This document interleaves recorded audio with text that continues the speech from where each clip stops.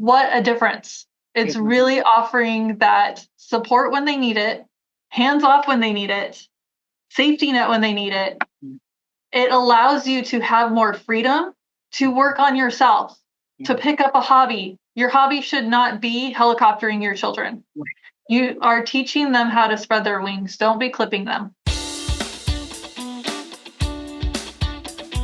Welcome to Real Talk with the Parenting Blueprint Coaches, where we discuss all aspects of parenting using the foundation of understanding personality dynamics to raise independent, responsible, and resilient children.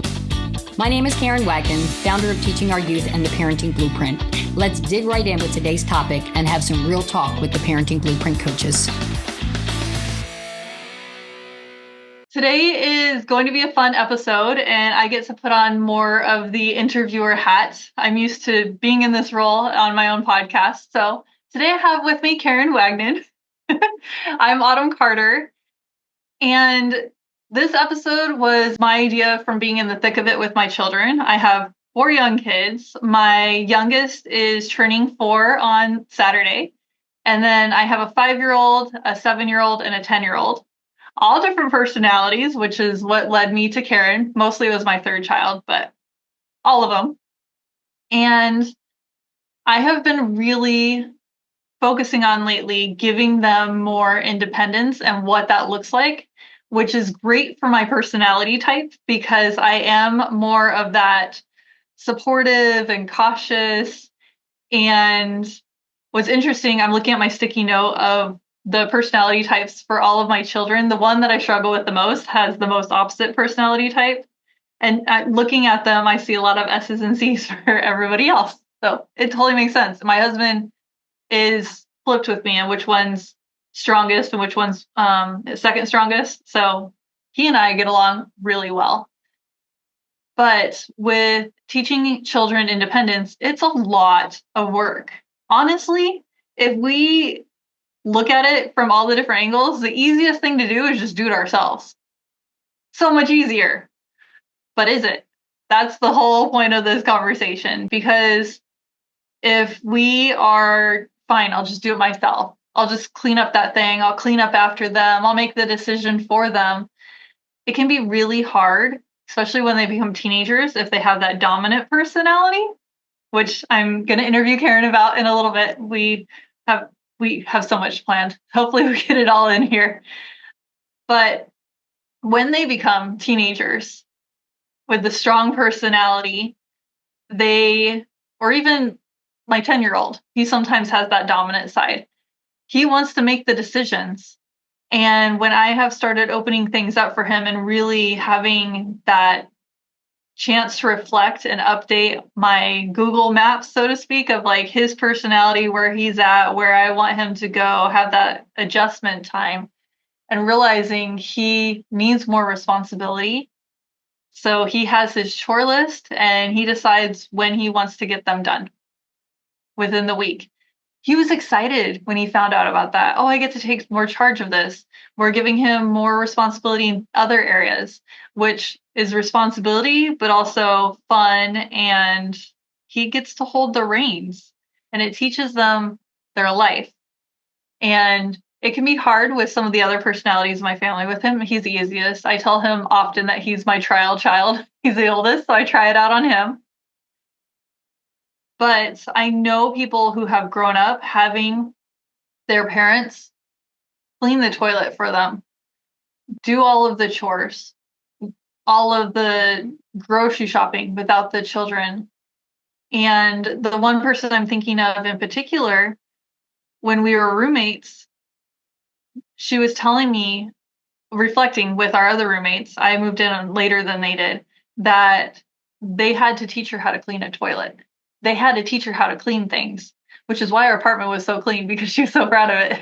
It worked out for me because I love clean and order. And then I have 4 kids. That's a whole other story. But they also had to teach her how to ride a bike. There are things that we need to not fully let go of, but guide our children towards independence.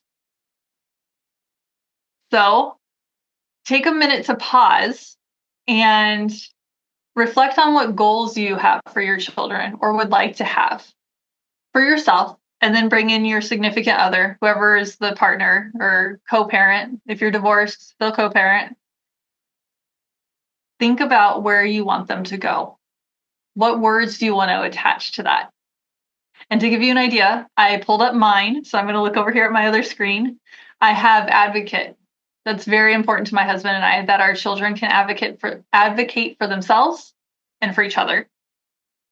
I have explore. We love exploring things. It's been really hard when they've been really young. We're just getting back into explore mode again. Question everything, which is not always a good goal. Sometimes it's hard. Just do what I say. Balanced. We want them to have balance. I am a wellness coach. That's the main hat that I wear. So balance is important to me. Faithful, because we are religious. So we want them to be faithful. And if that's not in our religion, find something that you can have that solid foundation, that rock. Resilient, self-disciplined, and compassionate. Those are the words that my husband and I came up with together before we even had all of our 4 children. So they were babies still. We were still seeing their personalities emerge.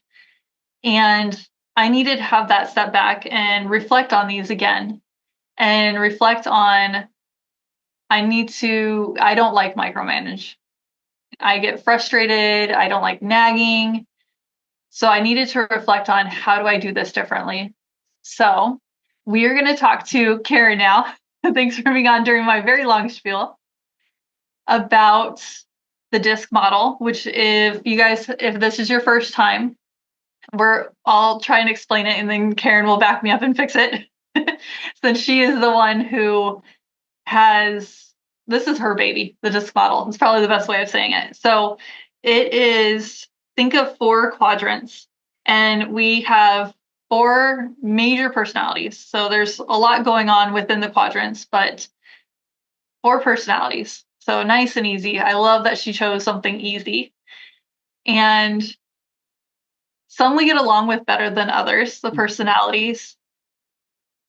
And this can make all the difference in parenting.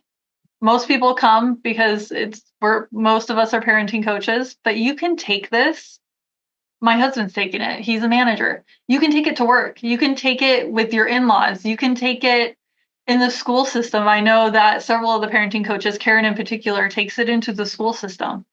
It works with anybody who has a personality, which is everybody. I know some of you might think not everybody does. Everybody has a personality. And I want to talk to you, Karen, about, we were starting off with your daughter, Anna, as an example. So Karen's personality is more dominant. And then her daughter is more of you said C. She's correct? Supportive and cautious, yes. So Okay. I'm more she's my dominant and personality. inspiring, and she's more supportive, cautious. So we are a polar opposite blend. And as you said, coming into this, Autumn, that raising independent, confident, resilient kids that have a healthy self-esteem, that they know that they can take on with any challenges that they have. But you're absolutely right. It starts at a young age. And like you and my dominant personality, myself, sometimes it's just easier to do it myself. It's easier to set the table. It's easier to clear the table. It's easier to empty the dishwasher. It's easier to do the laundry. It's easier to fold the laundry. It's easier to put the laundry away. Like, I did all the things, but I wasn't teaching my kids independence, responsibility, and life skills that they will take into the next part of their life. If I continue to do everything for them, why would they need to do anything? Now that's going to put that on their spouse. I realized that I wasn't helping them if I continued to make all the decisions myself. That's natural in my personality, to be a decision maker and to make those decisions to move everybody forward. But then I got to the point, as you were saying, when we get into adolescence, now I'm starting to get a little resentful because I'm doing everything and they're doing nothing. But I created that. I created that. And so how do we, as you and I talked about before we go on, how do we get to the point where our kids want to be with us, but not necessarily need us for every single thing? So now we can start making that shift in that relationship where we are raising them to be independent, which again builds their confidence and self-esteem as compared to being solely dependent on us. And of course, within the personalities, our personality and our parenting style has a lot to do with how we address that, right? How we approach that, how we will parent, and our expectations of our children based on that. And as you had mentioned before, me being that dominant personality, that's my strongest suit. I'm dominant and inspiring. Anna was supportive and cautious. That Anna was indecisive. She's a people pleaser. So it was difficult for her to make decisions because she didn't want to make the wrong decision. So she would make no decision, which to me is a decision to not make a decision. Okay. But for me to be frustrated with her and force her into it's this or this, pick one, and she would. But if I wasn't calm and patient enough to teach her how to make decisions that she would be comfortable with, she would make decisions just because someone pressured her. But then we find that they don't do anything with it because they weren't comfortable with that decision. And I started to pick up on those cues. This is when, early on in my parenting, that I was starting to be able to read my kids. And so one story in particular was when Anna was in middle school and we were going out for our, clothing for the year, and she needed a winter coat. And middle school, things change in middle school because image is a big deal, okay, to them and their peers, because we're starting to get into adolescence. And so we spent a day going shopping for a winter coat. And so we were going to this store and I didn't like it. And we go to this store and I didn't like it. We're going, now where I live, there's only so many stores we can work with. Okay. So I'm finding we're running out of stores. Okay. So we hit the department stores and then we're hitting Marshalls and we're hitting TJ Maxx. We're hitting all the stores. And so she did find one coat that she thought she liked, but it wasn't in her size. So I called another store and said, do you have this coat? Do you have that size? Yes. Boom. Let's go. Okay. So we get there. She puts it on. She tries it on. And she says, I don't know. Well, I'm ready to lose it right now. I'm texting my husband saying, there's not enough wine for this day, And so I'm feeling the frustration, but I knew if I got frustrated, then I'm putting that back on her. So this is what I said to her. And I said, because I'm telling you, I had talked myself off the ledge, right? And said, I know we're at the other store that this was your favorite coat by far of everything we looked at today. And they do have your size. So why don't we do this? Why don't we just take it home? It's been a long day. We've been out shopping all day. Why don't we just take this home? If you decide tomorrow that you don't want it, we'll take it back and we'll start over. But since it's been a long day and we finally found, and this is what we thought we wanted, and you're unsure, and I get that, why don't we just take it home and see what happens? If you don't like it tomorrow, we'll take it back. So we go home, and of course she's trying it on multiple times, and she's got to be looking in the mirror and get the little butt check, and how, the whole image thing. And then she cut the tags off. And I said, done. But if I coerced her and said, are you kidding me? We've been to 5 stores today. It's just a flipping winter coat. You know what I mean? Why does this have to be so difficult? Because that's what I'm feeling inside. Okay. But if I were to say that to her, I would make her feel not confident, not empowered, not being heard, because I'm reading her what she's unsure of. So rather than put the pressure, let's just give it look, have we all taken clothes back? Yeah, I've done it too. So I feel awkward. It's that pleaser side. I feel awkward returning the thing. That's what I love about Amazon. You just right, just ship it back with Amazon, right? We don't have to do that. So these types of indecisiveness in that personality showed up in many areas of our life. Anything from a book report. She needed a nonfiction book report. So we're going in and, the library's got a lot of books and they have little icons, fiction, nonfiction, historical fiction, whatever. And so, there's a lot of books for her to choose from. And I'm thinking, oh, here we go again, right? So I said to her, why don't you just walk around the library and pick out a few books that you think you might be interested in and bring them back to me? I just let her go. I went to another section of the library and then get back to me, not putting any pressure, not waiting, tapping, waiting, that type of thing, and putting that pressure on her. And then she came back with like 6 or 7 books. And I said, so what do you think? And she says, I don't know. And I said, why don't we do this? Why don't we just bring them home and you can maybe read the chapter or read the inside cover of each one of those books and then zero it down on the ones that you think you like. And then maybe you read the first chapter and decide which one's your interest, and that's the one we'll go go with. But I had to teach her that process of elimination, to weigh the pros and cons, to make a decision that she was comfortable with, not what I was comfortable with. Same thing with science fair. Anything that had to make a decision that she was unsure of, not wanting to make a wrong decision and then making no decision, we still have to make a decision. I had to teach her that process of elimination so that she was comfortable. So now she's in her 20s. She's getting married. We're going wedding dress shopping. And I'm thinking there's not enough wine in the world is going to get me through this process. Because I mean, this is how I raised her in all these situations. But now she's in her 20s. She's been out on her own. She's more independent now. And what we found is that when we got to the first salon, the first bridal salon, she tried on 5 dresses. Number 2 was stunning on her, but it's not my dress, it's her dress. After she tried on the 5, she came back out in dress number 2. And I said, is this your dress? And she said, yes. And I thought I was going to fall out of the darn chair. And I said, you just picked out a wedding dress in 45 minutes. Like, how did that happen? Because through all of the teaching of doing the research and the information, she had already had her designer, her body line. She had done all the work that she could zero it in already. And that was not a dress that was in her portfolio, but it certainly was her dress, and we were done. And you know what? We need to celebrate that. But if we do not lean in to meet their needs, to teach them this life skill, they will feel as though they need to make the decisions other people think they need to make instead of the decisions that they want to make. Does that make sense? And if we make them feel guilty or bad about themselves because they don't make quick decisions, and look, it was frustrating in the beginning because I'm like, it's this or this, like pick one. It's not a big deal. And if it doesn't work out, we'll just get another one, but it had to be the right one because she's supportive and cautious, and that brings that perfectionist. It's got to be the right decision, not just a decision, the right decision.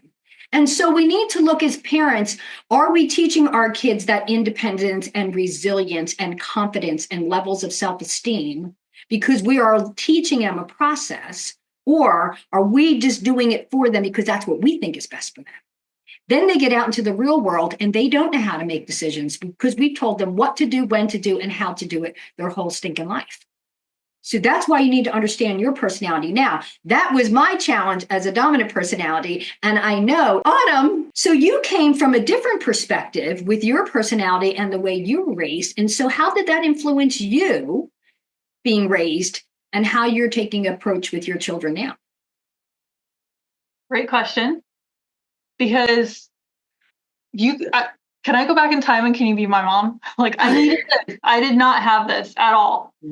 And I just feel supported by you saying what you did with your daughter and feel seen, and I can allow that more. So I have dominant parents, complete opposite personalities than me. Well, that's not totally true, actually. You ever have that where you say something out loud and you're like, wait a second, now that I said it out loud. So my dad, very much the dominant personality. My mom, I don't know that it was even her second personality. She was under so much stress that she faked it. No wonder why she would explode out of nowhere. She wasn't living herself, which in the parenting program, what I really love is that we talk about what shows up for yourself when you're not stressed and when you are, because it most times is completely different. So this is my mom. Wow. I feel an adjustment in myself just realizing this and can let go of resentment. So I was not seen. I had very much, here are your choices, hurry up, make your decisions, everything. Choices were made for me. I moved out when I was 18. There was enough abuse that the second I could, I was gone. And I suddenly had to make all these decisions for myself and would freak out. And I had a stepdad at that point, and he helped calm my mom down, get her real personality showing through. So I would call them. I need help making this decision, or I'm done making decisions. Just pick something for me. I would do that to my boyfriend, my boyfriend's best friend, my roommates, because it was so overwhelming, the amount of decisions as an adult that have to be made. It still can be, especially as a mom now. And what I cheat and do, and which has led to this, is I have them make their own decisions. Why do I need to make them for them anyway? It's already enough that I make my own. So there's that. And then I was talking before we hit record, and this is something that I'll dive further into in my own podcast episode on my podcast. But it's very much the idea of, if you did not have this for yourself or allow this for yourself, because sometimes as children, we don't even allow that for ourselves. But if we weren't seen as the personality type that we are, we can reparent ourselves. That's a very trendy word to use. My way of doing that is I am starting to speak up for the things that I do want. So I'll use the example that I gave you from yesterday. My husband and I had facials. It was my second time ever, my husband's first time. For some reason, he was willing to do it with me, which made it really fun to talk about. The one that I said that I wanted was not scheduled. It was a different one. And I had already pushed the boundaries on finding a place that was open later and asked them if they could stay later. So they stayed later for us because babysitting wise and just the way that it worked out with our schedule, we needed that. So they did that for us.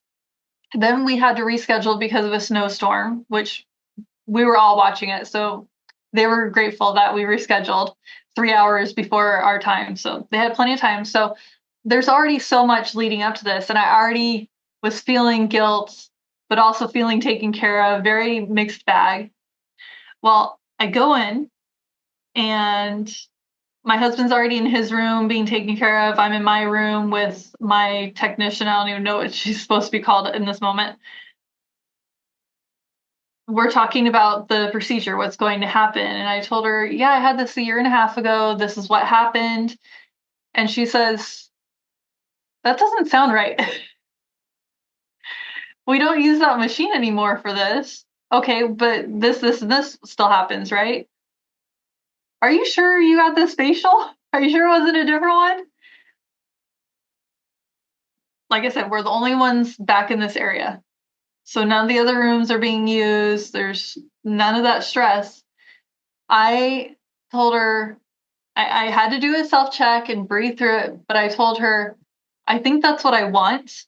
So we were discussing it more, and she was very receptive, which helps me just spread my wings and say what I really wanted. Instead, because I was starting to get to the indecisive, question myself, I said, what if we turn on the light and you look at my face and tell me what I need? She did that. And we decided that what was going to be best was actually what I wanted, which was more expensive. So bigger tip for her. So it's reminding myself, I'm paying for this. I want to get what I want. Otherwise, it's going to feel like a waste of money. I'm not going to be happy. I'm going to be embarrassed and not go back there again, even though they know nothing about my embarrassment. Right. So it's taking that time to really, what do I really want? Mm-hmm. This is why this episode is even here, is because there are so many children who become adults like me and have a hard time saying what they really want. Mm-hmm. And because of what happened yesterday, I went to the chiropractor today and I showed up early. I even told them, I know I'm early, so just let me know when you want me. And they said, actually, right now. Perfect for my schedule. And once I went back there, I said, is this the table that does that like rotation that can stretch your back? And she said, I think so. And then we're looking at it more. And she says, you know what? I don't think it is. I think it's the room next door. There's nobody there in the office as a patient. So I said, can I have the one next door? No big deal. And I got what I wanted, what my back really needed. So it's really fun to have the positive experience of, oh, I can actually do this. I am an adult. I'm paying the money for these things. Why don't I do this? And hopefully seeing the sides from a mother doing this for her daughter and an adult learning to do this for herself helps you. Can we now switch, because I know you have a dominant son that led you on this journey like my dominant son did. Yes. Yes. Tell us what it looks like when they're not being allowed independence, they're not being allowed to make decisions, what it looks like when they're not, and then how things changed when you did start allowing that. Well, when we're trying to cultivate resilience and independence, self-reliance, whatever you want to call it, within our kids, different personalities are going to approach it in different ways. So in other words, the dominant child is always, I can do it myself.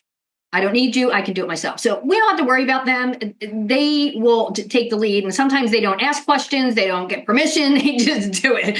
In fact, when Kyle was 18 months old and I was in college and I had him on campus with me at the daycare there, one of the activities was they kind of did a silhouette bubble of the kids. They lay down on this paper and then they put a little bubble as to their words. And Kyle's first words were, I do. I do. He wouldn't let anybody help him, not zip his coat, not tie his shoe, like I do. Okay. So we don't necessarily have to worry about that with them because they're naturally independent. You know what I mean? They take charge. But the challenge is sometimes, how do I guide them when I feel as though he's making a choice that's not going to be in his best interest? And so as a mom, it was hard because I did get into that power struggle and tried to force him to do it my way because I knew his way may not work out. But as he got older, I needed to let him make those choices and experience those logical consequences. And not saying, I told you so, or if you just listened to me, this wouldn't have happened. So when he does things that because this is what he's driven to do or what he thinks he wants to do, and it doesn't work out, I have to be sad and not mad. Those of you who work with me, you know that I do that because when you get mad, you will break that connection. I needed to be sad and say, dang, that didn't work out so well. How are you doing? How you doing with that? You know, what do you think you might be able to do differently, or what would you do next time? And communicate and collaborate and not make them feel guilty about that, you know? So, you know, if they want to take on a project, you know, let them. Don't micromanage them. If anything, just saying, so what's the plan? I'm excited. You know, how you going to handle this? Because I know you got this. Meet them there with confidence. Now, when we've got our inspiring kids, which again, high energy, go from one thing to the next, they're the bouncers. Whatever they want to do, they'll do it, but they have to have fun doing it, okay? So they are not focused on the task. They are social, they are fun-loving, they can be easily distracted in keeping them on track. So but the way we can build the resilience with them is if they forget their homework or commitments because they were caught up and they weren't paying attention, instead of rescuing them again, we need to let them experience the consequences. So if they are forgetting things like their lunch or their homework, then let's have a conversation and say, so what do you think would be a good way for you to remember to put that homework in the backpack? Like, let's collaborate with, not just tell them and not do it for them, because I've done that. But I'm not teaching them to be responsible because, see, if I don't put it in the backpack and I used to, then it's my fault when it's not there. Not helping, all right? So it shifts the responsibility from me to them when we say, so what do you think would be the best way to remember to make sure that homework gets in? Let's hold on that. Now, the supportive child, and we talked a little bit like about that with my daughter and your own personality, you know, they don't like change. They like things to stay the same. They are loyal. They are routine. They often hesitate to step out of their comfort zone because that's scary for them. It can be really scary for them. As you're saying, just even speaking up and even taking Anna shopping, and she wanted a pair of jeans and it didn't have a price tag on it. And I said, well, if you want them, you need to go ask the lady how much it costs. Now, I have no problem asking how much it costs, but I could see the fear on her face that if I want them, I have to go ask. And she did.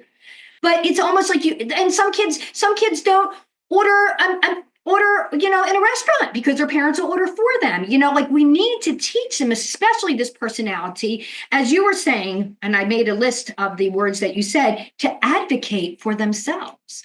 Like, you know, you said you struggled with that, but that's a priority of what you want to teach your kids.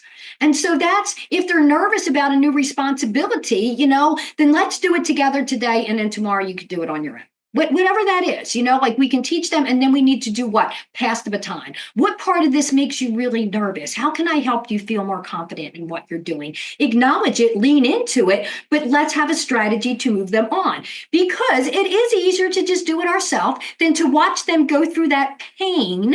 And I watched pain on her face, but that wasn't going to teach her to be an independent young woman, right? And then for the cautious child, they get caught up in Well, what if I get it wrong? What if I do it wrong? Because they're the perfectionists. They like structure, they like rules, they like things doing it correctly, which can cause that paralysis of analysis and hesitate from doing new things that they've not done before to set up their independence. So if they avoid making those decisions because they're afraid they're going to make a mistake, right? And I've seen that in my kids, because my kids, we're all a blend of all four of these personalities. No one's just one, but we will have some predominant traits that we see. I had to just say, well, if it doesn't work out, what do you think is the worst thing that could happen? Because I'm of the opinion, if it doesn't work out, I'll just figure out another way. But they have to have all their ducks in a row before they make a decision. And I'm just like, we can't steer the boat in the dock here. We kind of need to figure it out because we can be fluid and we can work our way through it. But that's not how their brain works. And I need to honor and respect that. And then say, well, if it doesn't work out, what do you think we need to do differently next time? I had to do that with Kyle a lot because Kyle's more that dominant and cautious. So encourage them to take small risks and build that confidence with their problem solving, because as they build that confidence, then they're willing to take more risks. But it's almost as though in our parenting style, and I don't want to keep dominating this conversation, we have the parents who overparent, or we call the helicopter parent, right? You know what I mean? So we're constantly stepping in to solve the problems. And what that does is it leads to kids feeling incapable, that they're not dependent. My mom's got it all. My mom will do it all. And then, but if we are on the other side of that and we're too strong, then what we're doing is we're not developing that independence in them.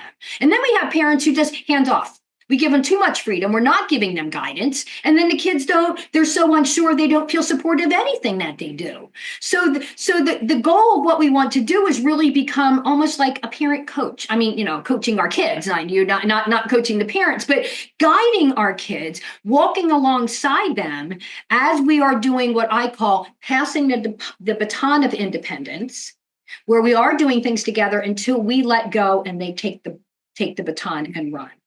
And it is a process. What I'm starting to see, Autumn, and you may experience the same, is that there's a fear in our society of things happening to our kids. And I'm not saying that we shouldn't have a healthy level of fear and setting boundaries on what we allow our kids to do, but we can't protect them from everything.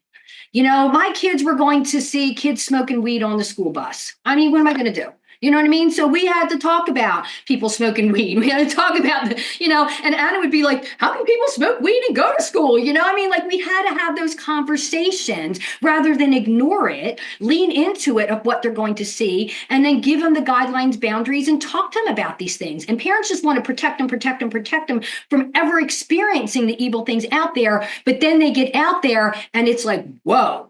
They don't know what's going on. So it really is being able to guide our kids and building that resilience. But the most important thing that we use at the foundation at the Parenting Blueprint is understanding the personality, family dynamics within your family to know how is the best way for each child so that I am guiding them according to their design. What Kyle needed was very different than what Anna needed. What Eric needed was very different than what Kyle needed because they were different kids. It was not a one-size-fits-all approach. And so as a parent, you have this information, I have this information, and it's what we share with parents when they get frustrated with what do I do next is we need to dial everything back from the surface behavior to get to the why of the motivation, and then we can meet those needs and then we can move forward. So you have very different experiences with your kids and the diversity that they have within your family. So you see that it's not a one-size-fits-all approach with your family as well. So how do you make sure that you're parenting fair instead of making sure that so it's not equal parenting, so it's fair instead? Yeah. So for me, fair would mean that I feel like the punishment that I got works for my personality type, or this is where my mind is at, chores with my children. The chore matches my personality type, or the rewards match my personality type, versus everybody gets the exact same reward, everybody gets the exact same punishment. So it's interesting that you say that, because with my boys, because they were very polar opposite, Kyle was more of the left side of the model, Eric was more of the right side of the model. And when I did need to discipline, or a restriction because they had stepped over a boundary, I would unplug Kyle because Kyle was a tech kid. So I restricted him from his technology because that's what hurt him the most. Eric was more outdoor play and more social, so I grounded him. Now, Kyle wouldn't care if I grounded him because he don't go out anyway, so that wasn't going to work. So what I had to do was unplug him and say, go outside and make a friend. You know what I mean? It was different, but I had to take him off what he desired in that restriction and setting those boundaries. I will, when we talk about this as one of our parenting strategies. You're not necessarily saying no, but you're putting kind of conditions. I'll allow you time on the game system after you've emptied the dishwasher. You know what I mean? I'm not saying no, you can't have it, but this, and we talk about the chores and how get those things done. It needed to be done in that way. Anna had wet towels everywhere because the girl was showering and doing hair, ballet and all the things, and I was just like, take you to dance once the towels are hung up. I will win you. So that gets us out of those power struggles. But it's right. It's not a one size fits all approach. It is identifying what that internal emotional need is. And discipline is a discipline of self-discipline. It is not the punishment. It's teaching a skill or meeting a need. Does that make sense? And so when we look at punishment and the way parents seem to punishment sometimes can cause the resentment. Where when we are teaching discipline, which is a self-discipline, we are teaching them to live within the boundaries of their stuff. And that allows the natural consequences? Yeah, and experience the natural consequences. Absolutely. If Kyle was going to choose to not do his homework, and I got tired of that power struggle, the consequence was the 0. And if he got too many zeros, then the consequence was going to be a failure. And if he failed, then the consequence was either you earn the money to make the correspondence course, because we already paid for school. I mean, well, it's paid for, you know what I'm saying? But I'm not going to pay extra for a class that you failed. So either you can earn the money to make that class up, or you can graduate a year late. I mean, these are logical things that will happen in real world. When we cover for them, we're not teaching them what's going to happen, right? We're not teaching them what's going to happen when they get on a bigger scale. And then they flounder and fail, and then they become the victim mentality because we're not teaching them those disappointments when they're younger, the things that they cannot have because they didn't follow through on expectations. And so as we are raising our kids, yes, it is so much easier to just do it ourselves because I have to stop and pause and teach my kids how to put the silverware into the drawer, and they're not in the right bins and I have to go back and fix them. But these are the chores that we teach our kids at a young age, that they all contribute, that we all matter, and everybody has value in what they do to make the household run. So yeah, it was a lot. I'm not the maid. Can I tell you how many times I've said that? I'm the mom, not the maid. That's my line. I'm the mom, not the maid. Yeah. But then now they're out on their own in their own homes, and they understand how to clean a toilet, right? They understand how to do a budget. They understand how to meal plan because they were picking out a menu that they would want to cook that week. We're teaching these things, and it's so important to do that. And many parents, we're not doing that. And I promise one day you'll be able to put your feet up because they're doing the thing properly. And so now when we get together for family events, everyone's bringing a dish and we all pitch in to do everything. You know what I mean? It's not one person doing it. And we all know who's got their specialty. And it's a wonderful, beautiful thing. It's a wonderful, beautiful thing. Okay, my next question. Yeah. So we've all been at family gatherings and have heard this. I know I'm not the only one. The same parent, all the children have grown up in the same household, and they have different experiences of how they were parented and whether it was good or bad. And I feel like this goes in with the parenting fairly versus parenting equally. What are your thoughts? Oh my gosh. Well, I mean, I'm sure every family has this, someone was the favorite, right? Someone was the favorite. And in our home, Kyle always felt that Eric was the favorite. Now, Eric's more relational, and I connect with Eric on relationship, and he was active. So we would go skiing and we would shoot hoops. Like, we did a lot of things together. And Kyle was a gamer, and I didn't understand the game, so I didn't play his game. Not that I was opposed to him playing the game, but we didn't have that. But his perception was Eric was the favorite. And I just said, you're just different kids. It's not I loved you any differently. And then one time when we were older, they were older, and he said, and Eric was always the favorite. And I'm like, yeah, you're right, he was. And he said, see, I told you. And I'm like, that was not it at all. But in his perception, was I ever going to change that? Was I ever going to change his mind to that? And I feel bad that that's how he felt, but we had different interests. So I had to lean into him more and ask him more questions about his game and just learn to understand his world. It was not something that had an interest in, but rather than push it away, I needed to lean in and learn a little bit more about why he liked that. Kyle loved strategy. He just loved, he was more a head thinker. Eric was more hands and Kyle was more head. You know what I mean? So Eric was more physically active and Kyle was more mental challenge. Don't take that the wrong way. But I mean, he liked challenge himself intellectually, where Eric liked to challenge himself physically. And so wasn't right or wrong. They were just totally different kids. But how can I appreciate and respect Kyle's ability to think as deeply as he does, to be as thorough as he is, even though that's not my strength, my absolute lowest trait. And so what happens when it feels awkward? We separate from that. But that was not going to help him feel valued and understood for who he was. I needed to lean in. And yeah, it felt a little awkward sometimes. He's explaining games to me that were like, way over my head. But I just asked questions and listened, asked questions and listened. And if he decided he was going to play me, he whooped my butt in about a minute and a half, you know what I mean? And it's not like I didn't try.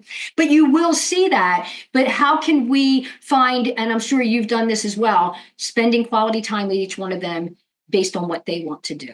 Okay, we have our family time, but then we have our individual quality time. And so those are the things that we can do so that we don't have to navigate through their perception when they get older, because Kyle will still feel that way.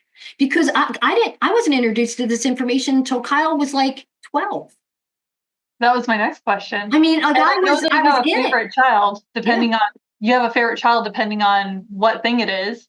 So when you saw, what was your other son's name? Not Kyle. Eric. Yeah. When you saw Eric trying to set up his basketball hoop, you said, no. And you used Kyle because he likes the mental games. That's what you more mean is he's the IKEA builder that everybody would like when they're trying to build that. You got it. Kyle's the man. Always the man. Yeah. I mean, I remember the first time we brought home, and it was like a TV stand with their game systems, you know, so we were going to set that up for them. This was when they were younger. And so we bought it, and it was late in the evening. We all went to bed. I got up in the morning. He already had it done. It was like Christmas morning to him. It was like Christmas morning to do that. And you're right. When we got the basketball net, you know, for the driveway, and we had to dig the hole and do the concrete, and Eric had bought it because he was working at the sporting goods store, and he got it on sale, and he bought it himself, and that was his contribution to the house. And he starts laying out the parts, and I'm like, calling Kyle on the phone, where are you? Get home real quick, because I don't trust him to do that. No, I didn't want to say that to him. I was kind of like, why don't you let Kyle help you with that? You know what I mean? Because I knew there would be extra parts. And even to this day, when we moved out of that house, Autumn, it still spun around. It still wasn't in set. So, you know, you hit the backboard and it would spin, and it was Now, I'm telling you, if Kyle did it on his own, that would not have happened. But Eric was in the equation. So now we can look back and laugh on that now as a childhood story, but it is how it makes them feel, how we make them feel.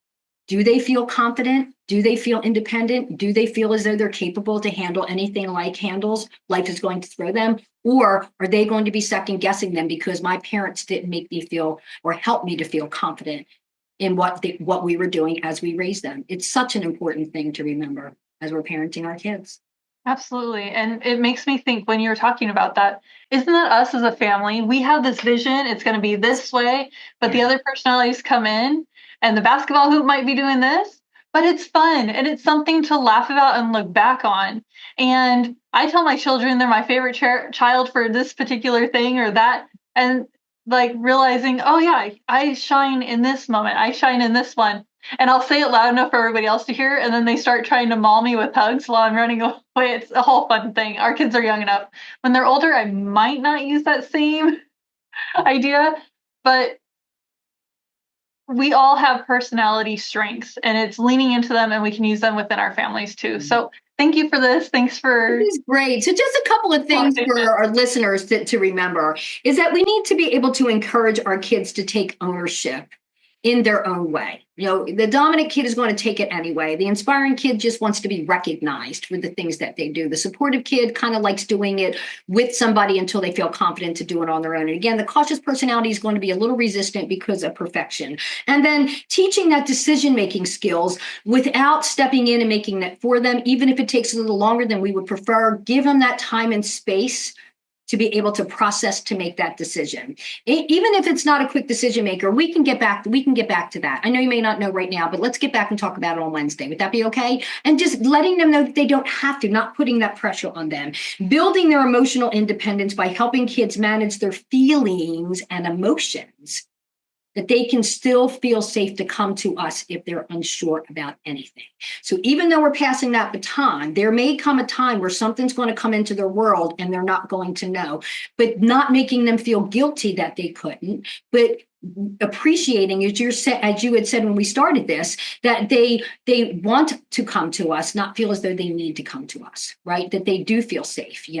When Kyle was buying a house, he was like, will you come up and look at houses with me? When he got his mortgage papers, will you look over these mortgage papers with me? That's what we want, right? Not that he needed me to do it all, but would you come with me? Of course I'll come with you, right? And using those affirmations and encouragement based on their personality style. As you were saying, I love this child based on this, this, and this, because they're all diverse. But if they all see that you love certain things in them, they're all equally loved, but for very different reasons. And honestly, it sounds like if your schedule did not allow for it, he could do those things on his own. Sure. Absolutely. I like that part. Yeah. I mean, but from the turbulent raising of that boy, for him to even call me and ask me to go, I was like, sure, I'll go, because he just wanted someone else to go look at a house with him, and I was like, yeah, I'll come up and take a look. I mean, he still had to decide which one he wanted, but he wanted to weigh out the pros and cons with me. I mean, I wasn't making a decision. Then he decided, got back to the realtor, did the financing. I don't understand these terms. What does this mean? What does that mean? That's what we want. That's what we want, to be able to coach them and guide them, but feeling confident that they don't need us to do it, but that they want us to do it with them. That's the legacy. Go ahead. That's the legacy we want to create, that relationship that lasts a lifetime. Yeah. Yes. And for me, and you can start this at any time. So even if your kid's older and you're not used to doing this, start small. Yep. And even with snack time, this prevents tantrums. So I'm using my 4-year-old as an example. Which snack do you want? Mm-hmm. Do you want this or this when you're going down for a nap? So then it's not I don't want to go down for a nap, and they're having enough of a meltdown that you can tell they need to go down for a nap. Yeah. You can start with smaller things, especially if you're just starting this out and they're 12 years old. Yep. You can start with smaller things and you will see them light up, and that will be your encouragement to keep doing this. Yeah. So do it every chance that you can. Take that weight off of your own shoulders. You don't need to make all the decisions. You can then get to the point where you can just sit back and have your tea. And especially you might be holding onto that mug. If it's a child like me and Anna, just make the decision already. Grab a book when you go to the store with them. Go shopping for yourself. Find ways that you're still treating yourself and you're releasing that frustration so your children aren't seeing it. But let them make more choices. Yep. It makes it easier. Let them fail while they have the safety net of your home. Absolutely. Not when they're an adult, because then they either will make more catastrophic decisions or false decisions, wrong decisions, or they will be too afraid to make a decision for their life and they stay stuck at that crossroads for way too long. We've all seen people like that. Some of us have been there in different situations. It took me forever to figure out what I was doing for my college degree. So I stopped for a while and went back when my oldest was 7 months old, and then was able to continue on. I figured it out, but what if I had done it a couple decades before?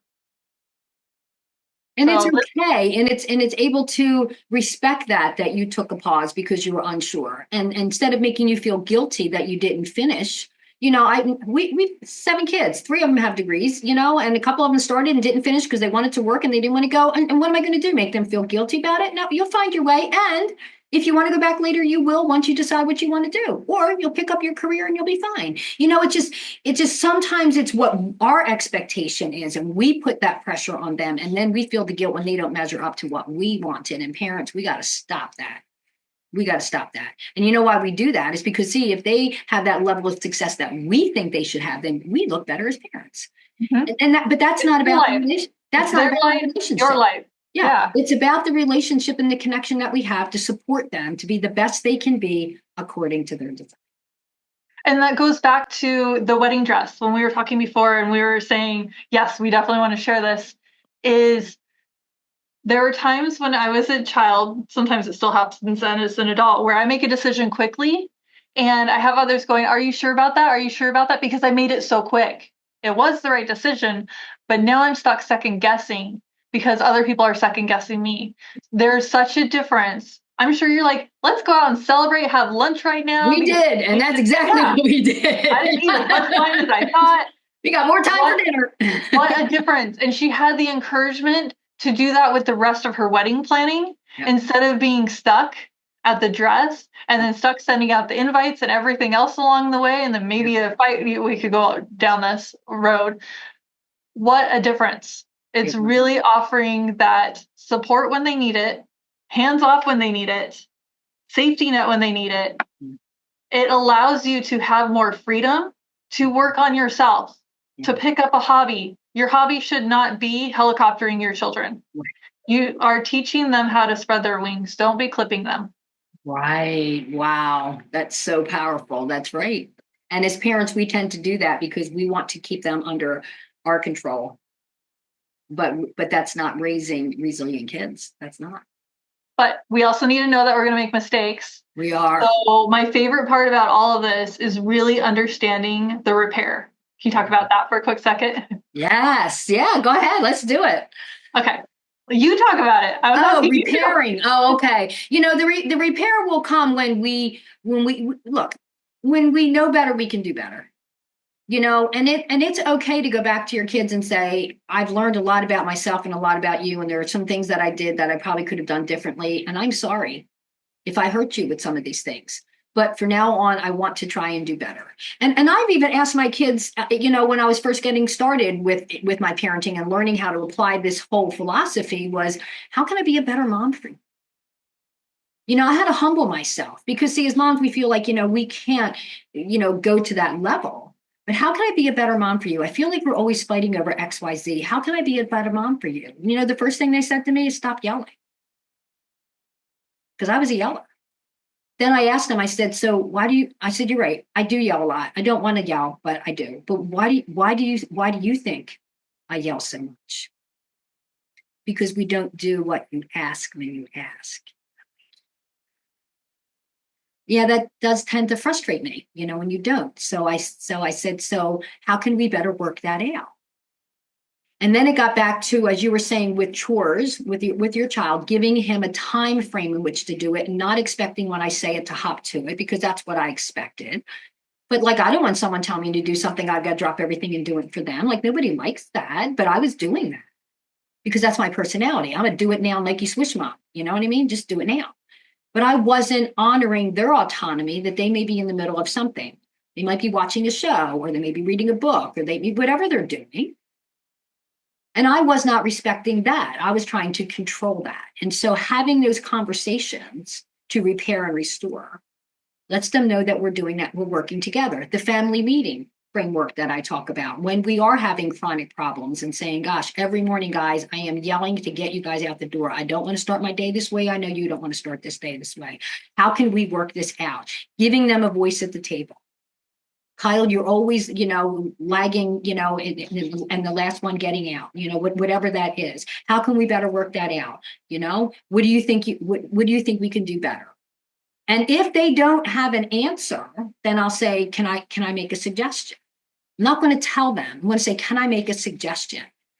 If it's real difficult for you to get a shower and get out in the morning, would it be helpful if you just showered the night before and then you just got to get up and go? Would that work better for you? And rather than trying to put the lunches together in the morning, would it be better if you just put your lunch together the evening before so then it's ready to go? Like, can I make a suggestion? How would that work out for you? Not just making a suggestion, asking, how would that work out for you? Now, sometimes they'll take me up on the suggestion. Sometimes they'll have a million excuses why I don't want my lunch sitting there for a whole 24 hours before I'm going to eat it. Well, then, what else? What would work better for you? Like it's a communication and collaboration, teaching them the problem solving, not dictating to them, but working together towards a solution. That's how we can repair and restore. If you've been, as I have been, just a little too strong on some of the parenting style that I had in the past, how can we work better together? And then when you start to see them doing things on their own and you just bask in the pride that they have become independent and they are making good decisions, it's like, yes, it was worth it. Is it easy? Heck no. Is it worth it? Absolutely. And it is what you had talked about, and that's the adapting. It's just changing what we're doing, finding a different approach, that my way is not always the way, because I'm working with different personalities. The way we started, when you listed all of the virtues, I want to say, that you would like to see in your children, I think it's so powerful for parents, and we'll probably do a whole talk on that, is to what are our family values? What do we stand for? What do we want to instill in our kids? And so as we are parenting them, everything reflects back to, am I teaching them to advocate for themselves? Am I teaching them to explore new opportunities? Am I teaching them to question things that they don't quite understand and not feel bad about asking? Am I teaching them to find balance in those? These are all the things that as parents that we need to know first so that we can be instilling them, because these are the virtues, and they were all beautiful: being faithful, having resilience, self-discipline, and compassion. These were beautiful virtues. And as we're going in raising our kids, it's so important for us to take that time of reflection as to what are the important virtues I want to instill in my kid. Not just instill them, but I need to model them as well. Not just teach them, I need to model them. They are watching us. So wonderful talk, good ideas. I don't know if there's anything else you want to add to this coming from your perspective as well. I literally yesterday read this, and I'm reading the Success Principles. I can show off the book for a quick second. Ooh, maybe I can. Okay, this is the book that I just read. As you can tell, it's well loved. It goes with me to gymnastics and everywhere. And he talks about how you should do this in your family life, in your work, in everything. And it's exactly what you said. Like, it was that moment that I needed where, on a scale of 1 to 10, how am I doing in or as whatever? Insert it here. Okay. What will it take to get to a 10? Right. So it's a different way of saying exactly what you said. And I'm building up the courage after reading that yesterday to ask my children. I think I actually will do it individually. I feel like that, because then it's my relationship with you, not my relationship with you guys, with you. And the place where I'm going to start is with my child, my oldest, because I know that he will have a lot of feedback, and I really do want to align more with what he's saying. Lately, he's been saying, you guys aren't giving me a chance to speak, or why are you interrupting me? When actually, and I thought it was a me problem. I thought it was starting to become a me problem, but my husband caught him. It's actually a him problem, because he's talking over me giving instructions. He's interrupting me when I'm telling him the whole plan. In anger, and then the 10-year-old, the talking back really low. It's coming, yeah. Yeah. Right. And I was that child, so it's remembering, what did I need then? But I really want to try this with him to help him out. So I love that you talked about that. Apparently I needed that. Hopefully I wanted to highlight that in case any of you needed that. And I hope that you really do take the time to sit down. I recommend couples counsel. It's really important. There's family counsel, do couples counsel right before, but sit down with your other, and what words represent the goals that you want to have for your children long term when they are grown up, they have families of their own, or they choose not to, whatever. What do you want? What values do you want them to have and hold? What kind of sturdiness what does that look like? Make this as tangible as you can. And that is your roadmap to how you want to parent. And it's okay if you're not strong in these things. you are working on it together. That is the whole growth process. Yeah. Enjoy it. Buckle up and enjoy it. And that's part of the repair that you had talked about earlier. If there are things that we didn't exhibit or exemplify, how can we do it now? Or have as children. Failure isn't final. I just tell my kids it's not forever. It's just for now. How can we learn from this and move forward? Because it's all part of what makes us who we are. And I had a lot of learning and growing to do because I had never been a mom before. I had never been a parent before. And so I had that vision. And then things started going sideways this way and that way. And I was floundering because I didn't have a good foundation as to who I was and how I wanted to raise my children. Loosely, but the way you had presented that, because you and your honey had kind of talked about this is what we want for our kids. And I think in coaching, I always want to ask families, what are your values? What is most important to you? But I mean, you put it together with wonderful virtues and descriptive words that everything that you do should reflect back on how is what we're doing going to exemplify the values that we're trying to instill in our kids. It's just really important to do. And it's hard when in the thick of it. It is because, life happens and oops, sorry about that. Yep. We go back and apologize so we can fix that. So just practical strategies to develop that independence in our kids so that they can go out into the real world and feel confident, resilient, have a healthy level of self-esteem that they can take on anything that the world brings them because we have given those skill sets. We built those foundations while they were home with us. And that goes with my last thought. Hopefully my last thought is I love backing up into parking spots. And I could not do it if I did not have my backup camera. I'm not that good. It's so much easier. I have a van. I have 4 children. So when they're talking to me and eating all the snacks, it's easy to look out and then be able to pull out. Where they're not talking to me when I'm backing up. Usually. They're talking to each other at that point. But there's so many times where we do this in life. We're already going that direction, so we're going to continue going when we need to pull forward a little bit and realign to back up properly to get it in the guides. I really love that I have guides on my van too. But that is the repair. We can do that for ourselves and we can do that for our children. And hopefully all of you have experienced this, and it makes a big difference, especially when your children are old enough to recognize you're going down the wrong track. You're saying the wrong thing. And then you have that, hold on, let me start over again. You can rewind. Even in the moment, don't continue down a wrong path. We have so many opportunities to fix things.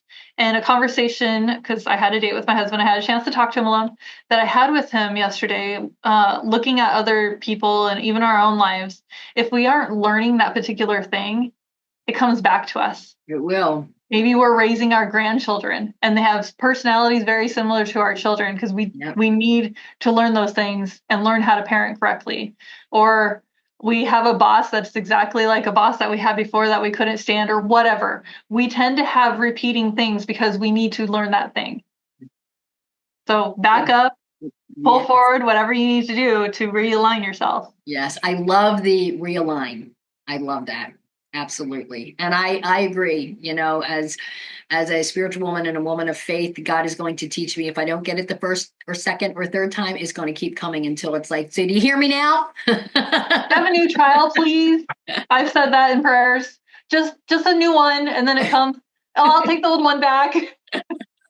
Yeah. Oh gosh. Well, Autumn, this was a great conversation on ways that we can get our kids to just need us, but not want us, but not necessarily need us for everything that we do. And if you have enjoyed this episode and you found value in it, let us know in the comments below. And don't forget to like and subscribe and tell others to follow us so we can reach more families to have better family relationships and the dynamics by using the understanding of personalities so that we can parent our kids according to their design. We'll see you next time. Bye.